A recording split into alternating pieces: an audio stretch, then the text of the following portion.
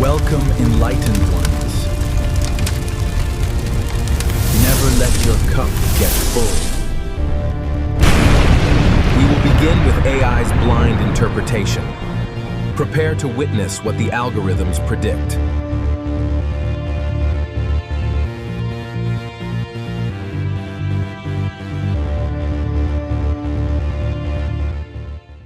All right, let's dive right into this explainer. Today, we're going to unpack the intense, honestly incredibly raw psychological conflict hidden right in plain sight within the lyrics of Tool's track, Part of Me, off their early release, Opiate. If you've ever felt divided against yourself, if you've ever had a part of your personality that you just tried to box up and shove into the basement of your mind, well, this analysis is going to resonate deeply with you. The lyrics we're looking at today are a literal masterclass in tension. Now, what's truly jarring about this juxtaposition is how it instantly throws us from this deep, obsessive intimacy right into cold, calculated utility. Think about it. On one hand, the speaker claims an absolute, profound knowledge of the subject. I know you well. But then, almost in the exact same breath, that profound connection is weaponized into something totally mechanical, just here for me to use. It's incredibly jarring, right? And this jarring contrast immediately forces us to ask the central mystery of the text. Who exactly is the speaker talking to here? At first glance, you might think it's about a toxic romantic relationship or maybe a deeply unequal friendship. But as we comb through these lyrics, we really have to ask ourselves, are we actually witnessing a conversation between two people, or are we getting a front row seat to a very dark internal monologue? Section 1. Intimacy and Obsession.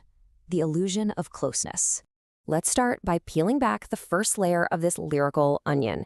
Take a look at the comparison here between verse 1 and verse 2.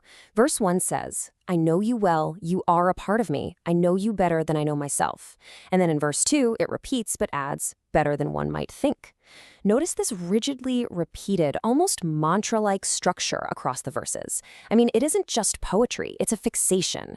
The repetition builds this heavy, almost claustrophobic sense of manic internal focus. The speaker isn't just making a statement. They're basically convincing themselves, pacing back and forth in their own mind, repeating these lines over and over to cement their absolute authority over the subject.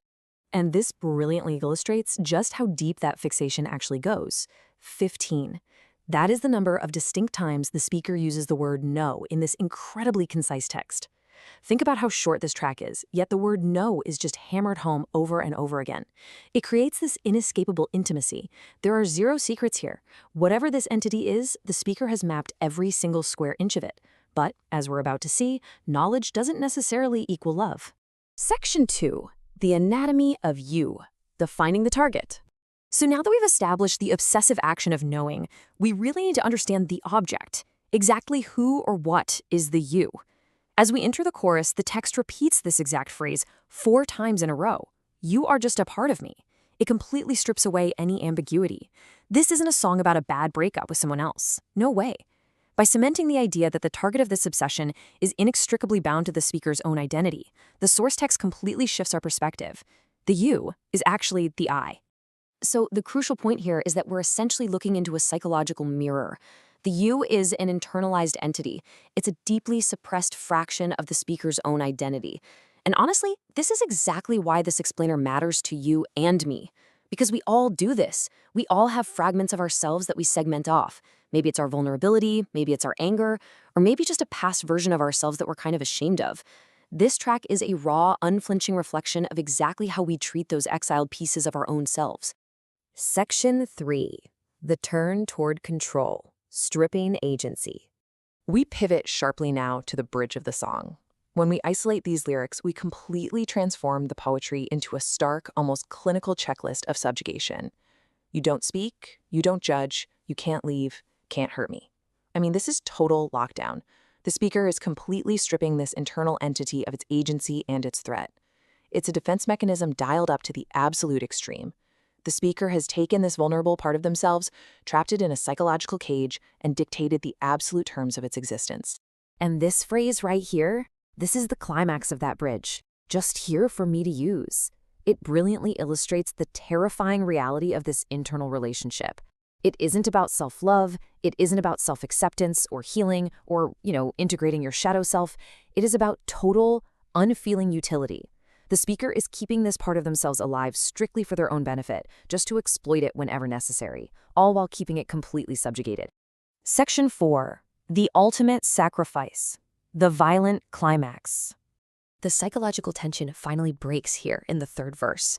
We can actually reframe these final lyrics as a dark set of internal instructions. The speaker is actively forcing a sequence of events upon this fractured part of themselves. Step 1, make a sacrifice. Step 2, die a little. Step 3, give it up. It reads almost like a literal execution order delivered to one's own soul. These lyrics really highlight the sheer brutality of the commands. It's time for you to make a sacrifice. It's time to die a little. This stands in horrifying contrast to the earlier claims in the first verse, where the speaker boasted, "I know you best." See, that intimacy wasn't a precursor to care. It was reconnaissance. They learned everything about this part of themselves just to figure out exactly how to destroy it when the time came. Section 5. Making peace with pieces. The final reflection. As we wrap up, we really have to pull the lens back. On one side, we have the intimacy of knowledge, but on the other, the brutality of control. Seeing these two concepts right next to each other lays bare a tragic, fundamental flaw in human nature. Think about this. We so often hold the parts of ourselves we know most intimately in the highest contempt. We use our deep self-awareness not to nurture ourselves, but to relentlessly police and punish our own perceived weaknesses. And that brings us to the outro of the source material.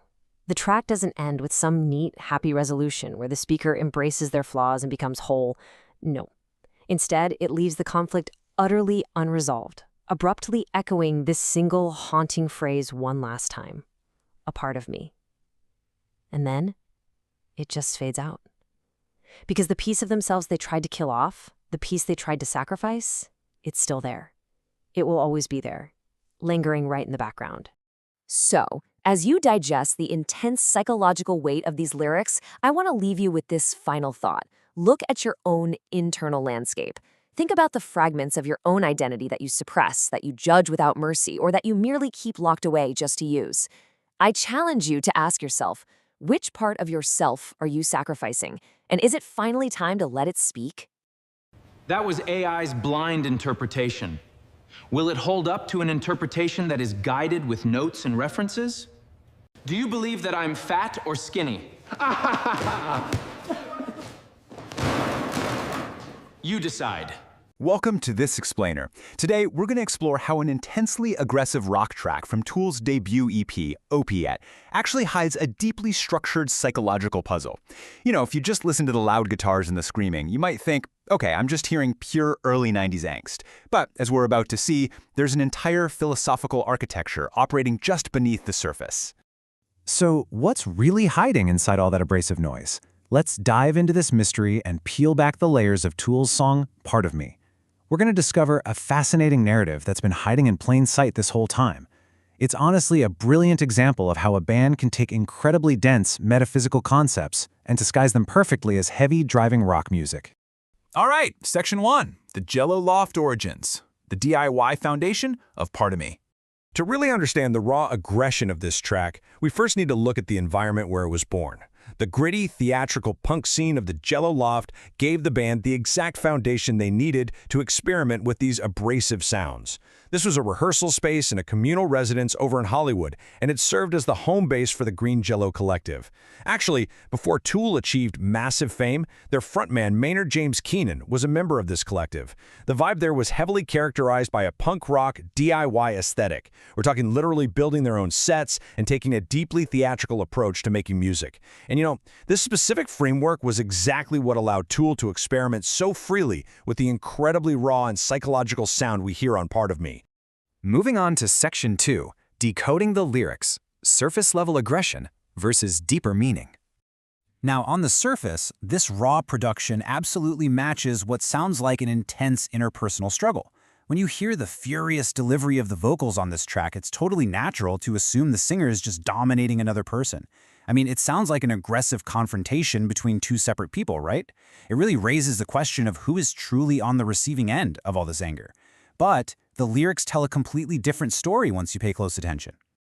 The crucial point drops right here in these opening verses. I know you well, you are a part of me. I know you better than I know myself. Boom. This introduces a massive twist that turns the entire song inward. The narrator isn't screaming at an enemy across the room at all. The narrator is actually talking to themselves. Which brings us to Section 3, Enter the Jungian Shadow. Tools shift to metaphysical themes. This inward turn marks the beginning of the band's profound obsession with the work of Swiss psychiatrist Carl Jung. And honestly, this brilliantly illustrates the core mystery of the entire song. If you're not familiar, in Jungian psychology, the shadow is defined as the unknown, dark side of the personality. It's made up of all our repressed instincts, our hidden weaknesses, and our darkest desires. So that part of me described in the lyrics, the thing the narrator knows better than I know myself, is a literal direct reference to this Jungian shadow. From a musical standpoint, this is a huge deal because it establishes the band's deliberate shift away from everyday themes, moving straight into heavy psychological territory. Let's look at how this internal struggle is built. On one side, we have concept 1, the ego. This is our conscious self. In the lyrics, the ego is demanding that this other entity make a sacrifice and die a little. It's actively trying to dominate. Then, on the other side, we have concept 2, the shadow, representing those repressed instincts. Now, Carl Jung advocated that a healthy mind requires integration of the shadow, meaning, you acknowledge and accept it. But the song? It describes the exact opposite. It shows the ego trying to force the shadow to submit, trying to violently control it instead of healthily integrating it. That leads us to Section 4, the hidden subconscious voice, a sonic Easter egg in the mix. During the bridge of the song, this internal battle between the conscious ego and the repressed shadow reaches its absolute peak. The ego screams, "You don't speak, you don't judge, you can't leave, you can't hurt me, just here for me to use." During this lyrical breakdown, the ego is explicitly trying to trap and utilize the shadow. It's literally stripping the shadow of its agency, telling it that it has absolutely no voice and no power. But here is where it gets crazy. Hidden right beneath those exact words, buried deep in the studio production, is an incredible sonic Easter egg. While the main vocal is screaming, "You don't speak," there's this low-pitched, distorted voice lurking in the background. It's quite literally the demon voice of the subconscious bubbling up to the surface. This hidden vocal layer is buried specifically in the bridge and breakdown sections, and it acts as a literal external audio marker for the listener.